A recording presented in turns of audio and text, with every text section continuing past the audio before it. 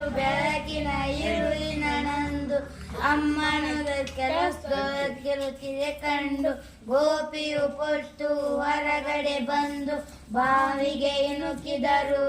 ಬಾವಿಲಿ ಚಂದ್ರನ ಬಿಂಬವ ಕಂಡು ಚಂದ್ರನು ಬಾವಿಗೆ ಬಿದ್ದನು ಎಂದು ಅಯ್ಯೋ ಪಾಪವೇ ಎನ್ನುತ್ತಲೆಂದು ಕೊಕ್ಕೆಯ ಹುಡುಕಿದರು. ಚಂದ್ರನ ಮೇಲಕ್ಕೆ ಏತಲಿಕೆಂದು ಬಾವಿಯ ಹಗ್ಗಕ್ಕೆ ಕೊಕ್ಕೆಯ ಬಿಗಿದು ದೂರದಿ ಗೋಪಿಯ ನಿಲ್ಲಿಸಿ ಕೊಟ್ಟು ಹಗ್ಗವನ್ನಿರಿಸಿದರು. ಹಗ್ಗದ ಕೊಕ್ಕೆಯು ಕಲ್ಲಿಗೆ ಸಿಕ್ಕಿ ಹುಟ್ಟು ಚಂದ್ರನು ಸಿಕ್ಕೇ ಸಿಕ್ಕ ಎನ್ನುತ್ತ ತುಂಬಾ ಬಲದಿಂದೆ ಹಗ್ಗವು ತುಂಡಾಯ್ತು.